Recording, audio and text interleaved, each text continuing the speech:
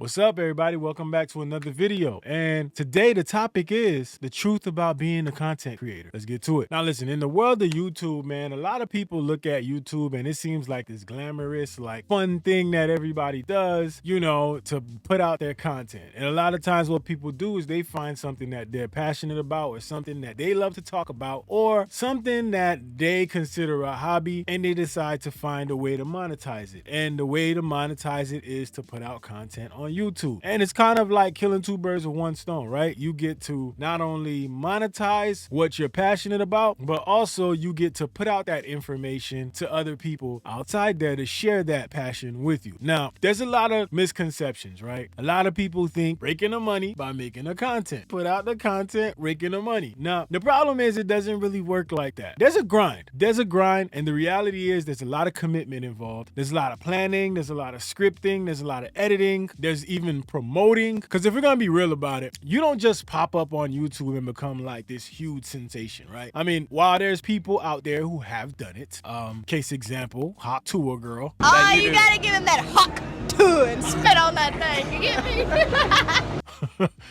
She is an example of somebody who just overnight became a voice. And look, while that's possible and it happens to some people, it doesn't happen for everybody. So one of the biggest mistakes you can make coming into YouTube is pretending like that person just has to be you. There's a lot of challenges when it comes to YouTube, and staying relevant is one of them. And a lot of it depends on the type of content that you're creating. If you're creating a certain type of content that requires you to stay on top of the latest news, staying relevant is a big thing for you, right? Even if you are a content creator that, does gaming, you have to stay relevant. And staying relevant on YouTube usually means posting consistently. And a lot of people, that's hard for them because a lot of people have mental struggles. Like a lot of people have self-doubt, they have they experience burnout. These are all things that comes with being a content creator. And these are things you got to be ready for mentally. And that's just the reality of it. Got to be ready for these things mentally, and you got to be ready to deal with them when they arise. There's highs when it comes to content creation, right? You get creative freedom. It's just the creative freedom feeling like you provide the content, you decide what you're providing, you talk about what you're talking about, and you can be as passionate as you want to be on camera. It's just something good about sharing your ideas with the world when you're passionate about something or talking about something to the world rather than,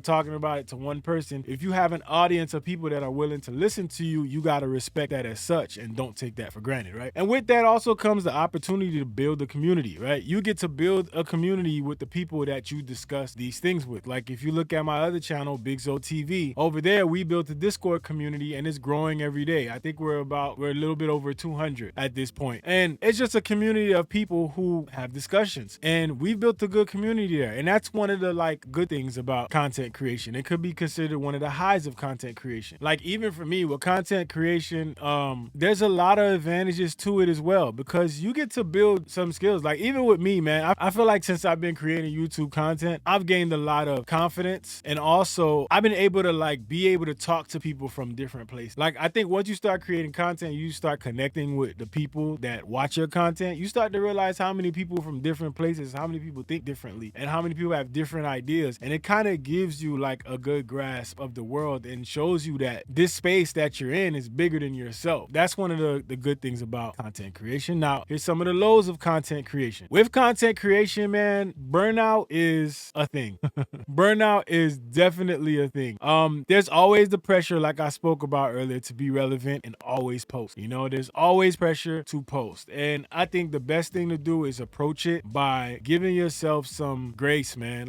Don't put the pressure on yourself and don't allow people to pressure you. Roll out your content in a schedule that works for you. Don't get out here and feel like you got to put a video out every day and please people. Sometimes you suffer from feeling like the people out there are doing things better than you are. So a lot of people feel the constant pressure to go out there and post a video because one of their competitors is posting videos every single day. You got to have tunnel vision. You got to worry about yourself. Right now is not the time to be worrying about competition and all this other stuff. You have something unique and it's your personality and you have to show that. And this is why the people watch you, because they want to see your personality. Even if they heard about a story that you're going to talk about from a different content creator, sometimes they want to hear your perspective on it because your perspective is going to be different from that person they just watched. Now, another thing that comes with content creation is criticism. You got to deal with criticism, man, and you got to find a way to deal with the criticism. Everybody has their own methods, but you personally have to find a way to deal with criticism. Criticism is one of the biggest things, I think, in my book, because a lot of people out there don't put out content for this specific reason. Or some people put out content and they get criticized initially the first time they put out the content, and it's the end of the world. They want to stop, pack it up, start wrapping up HDMI cords and getting the fuck out of here. You can't move like that. You got to be open to the criticism, and you got to have tough skin if you're going to create content. And also, when you're out here on these YouTube streets, man, you got to understand, depending on the content you're creating, let's say your content is based on the latest trends. You might feel that pressure to always feel like you have to chase the latest trend. And it really depends on the type of content you create. And I understand how it could feel if there's a current trend and you're working on a video and you haven't finished that video yet, and you see this content creator putting out this and they're putting out that. It's on the same topic that you're trying to talk about. That could be stressful for a lot of people. But again, this is why you have to find your lane. You have to think about what's important to you. Do you want to build an audience that just gravitates to the first thing they see? Or do you want to create an audience that actually cares about what you're saying? I think the second one is probably the best way to go. Finding a balance and staying true to yourself is super important. Like, you have to prioritize mental health. Mental health is super important. I feel like some people don't get this. You gotta